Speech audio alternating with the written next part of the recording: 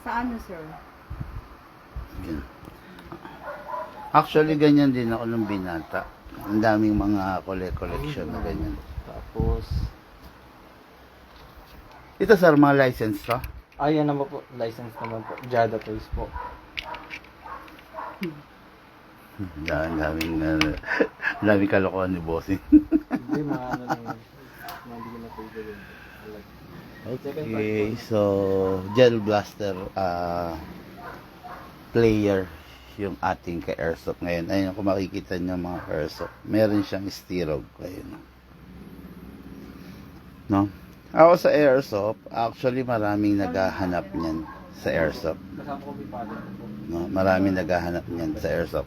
Ang problema niyan sa airsoft, yung pyesa. No? Kaya ayaw kong i-cater yan pagdating sa airsoft kasi ang hirap sa pyesa niyan. No? Kaya okay yan kung may airsoft kang ganyan, collection. Pero kamo, gagamitin mo as pangharibas or daily, you know, daily pistol, daily firearm mo. Naku po, wag na. Sasakit ang ulo nyo dyan mga airsoft. No? Pero yung kay bossing is Gel Blaster. Okay? And for the day, another staccato fever ka-airsoft. No? So, nilalagnat, trinato lang kaso dahil sa staccato. Okay? So, yung unit ng ating bossing, yung staccato version na competition grade na RMR ready. Ayan, pakita natin. Ayan. Ito, ayan. Papansin nyo, itong plate na to, dito nyo iuupo yung scope. While habang wala pa kayong scope, meron pa siyang rear sight na pwede nyo pagbasihan to synchronize with the front. Ayun yung front, o, diba? Ayan. Front nito, naka-optic na, upgraded version, itong unit ng ating ka-airsoft, no? So, ito yung gagamit as far natin, the staccato. Okay? So, ayan. What is good and special about the staccato? So, US technology talaga siya. Yun lang, assembled in China. Pero, what is important is the technology that, leads the company, no? So, ano ba, meron mga Taiwan unit, so assembled in India, assembled in China, assembled in Mexico, assembled in Brazil, o mga ganon, di ba? Katulad ng iPhone, merong created in Finland, meron din created in China, assembled in China, assembled in Finland, assembled in India, no? So iba-iba, no? So ito, this is staccato by the JAG Precision Company. If you will go into research, ang JAG Precision is a US-based company na talagang creator ng mga malulupit na barel. Okay? So, short discussion, ang staccato is the model and the company na pumalit sa STI. Okay? Kung makikita nyo, wala na kayo ngayon mapapansin ng STI, bagkos pinalitan na siya ng staccato. Okay, ayan. So, previous ng ating airsoft, syempre, the 0.20 grams of BBs, 0.25 grams of BBs, at saka syempre yung Big Man Tactical na special edition na tactical bag. Yan, para sa ating airsoft. Plus, ayun, meron siyang RMR sight na pinadala. No? Okay, so, nantay lang natin si bossing. Yan. Meron silang ginagawa ng Sally. Then, i-re-review ng box na, no? So, ang bossing natin is talagang ang laro niya is Gel Blaster. No? So, ayun. Ayan, mga gamit niya. Binata kasi yung bossing natin eh. Kaya nagagawa niya lahat, nabibili niya lahat, no? So, Screenshot. Tapos, ayun. Later on, pag nagkapamilya, sir, medyo maglalaylo sa hobby, no? pero magagamit ko pa rin naman. Yan. Yun yung Kaya yun ang sinasabi ko sa iyo. Mag-invest ka dun sa mga unit Yung unit na- wag na yung mga China yung mga patapa. Nagano lang ako, restaker lang ako ng ano. Mag-invest ka dun sa yan, katulad yan. Or, sa totoo lang, parang ang hindi ko yata na-discuss sa iyo ang John Wick, eh, no? Yung Pero kanya- kasi, ang sarap sa John Wick, tandaan mo, tumataas ang value. Oo. Yun, napanood ko rin din naman. tumataas Yung ang limited. value niyan.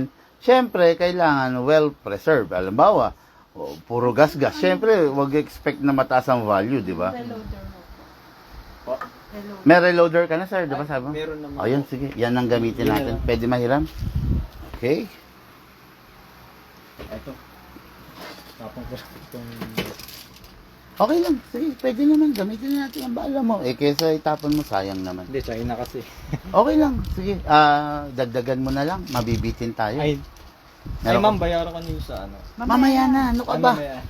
Lagyan mo muna ng bala yung reloader, sir. Okay, dagdagan mo na. Sige.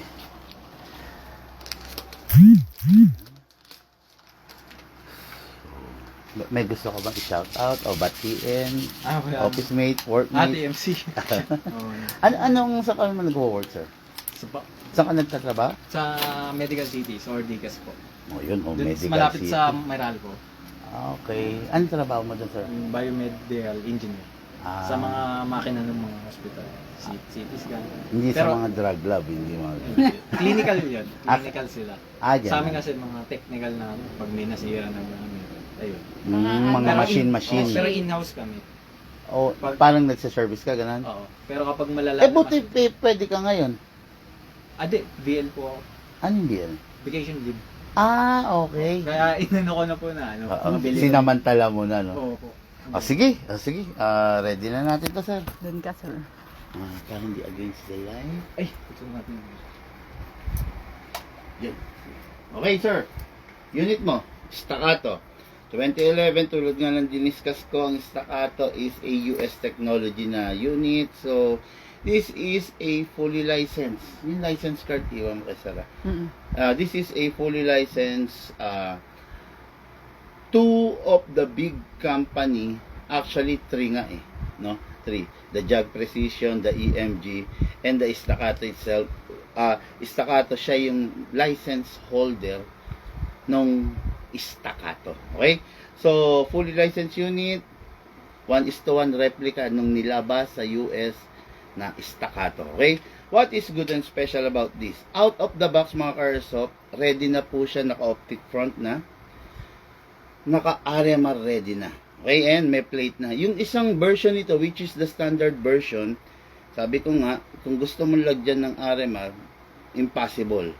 Magpapa-torno pa tayo, magpapabutas pa tayo, maraming gagawin. So, in short, medyo may mga wawarakin tayo sa slide ng unit, no? Pero ito, RMR ready na. Pwede, ngayon, kahit wala pa. Pero kung gusto mong lagyan, ready. Iuupo mo na lang dyan. Okay? Then, out of the box, upgraded na rin naman Kung tutusin, naka-magwell. May rail na, for the upgrades like laser. Kung gusto mo, i-loaded siya, pwede. No? Kaya lang ito, hindi ko masabi kung downside ba to or a pro or cons, no? The beaver tail. Kung ito, ipang-co-compete mo, kasi competition grade to ipa-bypass mo sa amin to. Wala na siyang control. Pero nandyan pa rin yan. Kaya lang, hindi mo na kailangang pigain. Naka-press lang totally yan. Kung plinking, firepower ang gusto mo, wag mo ipa-bypass. Okay? Para safety ka rin. Then, ang in-upgrade po ng inyong lingkod sa loob is the fine-tuning, the trigger job, the fixed outer barrel, the hammer protection pad, the hop-up rubber. Actually, premium type ang hop-up rubber nito, Reaper type na. Okay? Ay. Sir, Beaver, Ambi. Kabilaan, ha? Kaliwete kanan. Kanan po. Kanan, so, ito, ganyan. Pag naka-safe, wala. Unsafe. Okay, ngayon ito. Hammer protection pad, walang stress yan, mabilis yan. Wala siyang dummy firing pin. The magazine, 27 plus 1, ibig sabihin 28 maximum rounds. Pero palagi kong sinasabi, make it 20 to 23 rounds lang para yung spring. Mga airsoft, kanina, paalis na ako, merong isang airsoft na problema sa spring. Yung spring niya, okay naman, buo naman. Pero, weak na. Hindi na maitulak yung bala, papanik. So, iwasan natin yun. Huwag nating iiwanan ng bala overnight yung unit, no? Tapos, itong unit na to, right now, 12 kg compatible. Na-discuss ko na ba sa ito? Yung sa KT-19. Oo. Ngayon, kung ipo 14 kg mo, wag muna sana.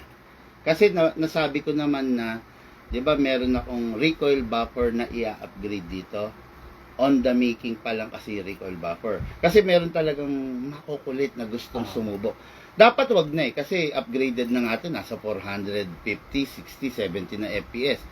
So pag ginamitan mo pa siya ng 14 kg, mag 500 FPS yan. Kaya mas maganda sana kung 12 kg na lang for the meantime. Okay? Pero nasa sa'yo naman yan. Basta pag kung gagamitan mo na ng 14 kg, tawag ka sa akin. Big man, baka pwede natin i-upgrade yung recoil buffer para kung sakali mang gamitan mo siya, hindi siya masyadong mabugbog yung hop-up chamber niya. Okay? Yes, sir. Makikita mo naman yun sa mga page ina-announce ko. Available din ganito natin. Yung gustong magpa-upgrade, libre lang naman. Pwedeng daanan kita rito. Kung may biyaya ko rito, pwedeng ipalalamove mo, then palalamove back ko sa'yo. Ganon, ha? Pag-usapan natin. Okay, so silicone oil. Bagay na hindi dapat kalimutan sa airsoft. Press the valve, pindutin, konti lang. Yung ano. Yeah, yung output valve, then spray. Okay. Yan. Yan, spray lang. Pansin mo yung oil pumapasok. Di ba? Kasi pinindot natin open. Dito sa ilalim. Okay na yan. Ngayon, sa unit, kasa natin, sir. I-lock manually. Spray tayo rito. Okay? Then dito rin sa itim. Mga airsoft, yung staccato is ordinary nozzle lang siya. Walang maganda sa nozzle niya. What is good and special about this?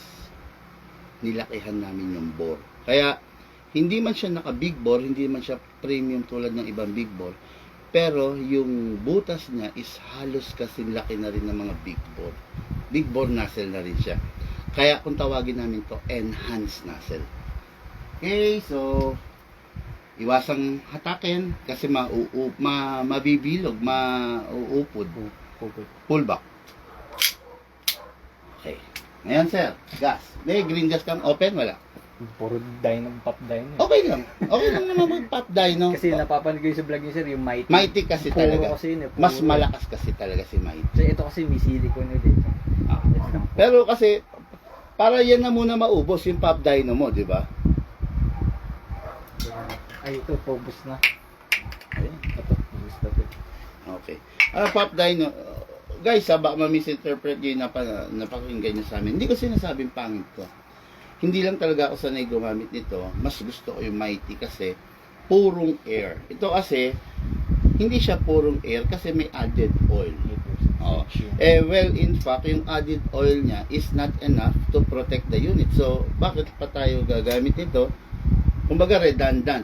Nag-i-spray ka na tapos may oil pa. Kung i-rely mo naman dito, aasa ka lang dito sa oil added, hindi naman niya kayang i-protect. So, better, mag-manual spray ka, then gumamit ka ng purong gas. Okay, upside down. Sakto lang, then press down. 1, 2. Hindi na pala kailangan yung base plate. Hindi, alisin. Yung alisin Base base plate. Ay, hindi na. Yung sa akin kasi, tinatanggal ko. Minsan kasi, Actually, pinapantay ko talaga. yung ibang version, ganun talaga. Ang ginagawa namin doon, binubutas namin, binabarena namin. Binabarena namin yung base plate para hindi na, hassle yun eh. Pero madali naman yung sa Glock. Tapos, reloader. Ito, meron natin, sir. No? Taka natin ito pababa. Then, place your other thumb here. Yun yung medyo na ano ko. Okay, then, wag dito ilalagay, wag dito, dito, sa part ng maluwang. Pump lang.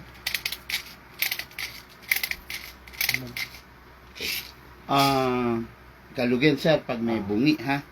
Nanonood ng vlog talaga to si sir. Mabilis na. Yung sa Glock kasi, ang tagal yung ano eh. Mahirap. Iusog ko pa eh. Okay. Dito ang bilis eh. Pasok.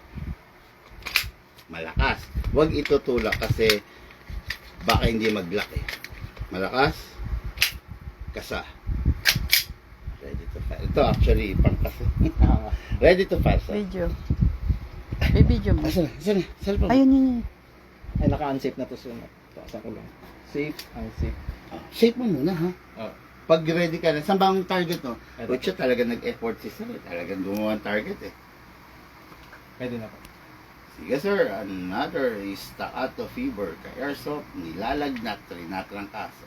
La staccato.